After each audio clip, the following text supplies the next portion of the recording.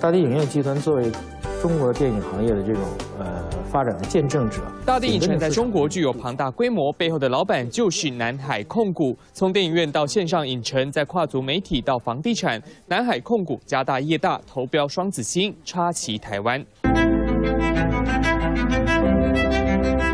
南海控股提出的双子星模样，把建筑层层堆叠，外观还有不同颜色，同时设计出空中花园、商场还有办公室。独特的外观设计，2栋76层和56层建筑，渴望成为台北101之后另一栋地标。北市议员高嘉瑜却质疑，南海控股本身资产负债有问题，怎么能吃下双子星世纪标案？南海控股呢，如果依据我们这次的投标资格，是没有机会来投标。为什么？因为它的负债比呢高达5.5倍。这次投标由南海控股联合马来西亚马顿集团，南海控股资产净值283亿，负债竟然高达1567亿元，是资产的5.5倍，超过北市规定的3倍。还好有体质良好的马顿集团撑着，资产628亿，负债只有344亿元，两者合体刚好符合标案规定。帮他的合伙人他的负债的状况跟资产的状况2个人相加之后，能够符合台北市的规定，我觉得自然而然就会在法律上的疑虑上就会大幅的降低。目前南海是最优申请人，后续必须成立专案公司，对北市府承诺得要兑现，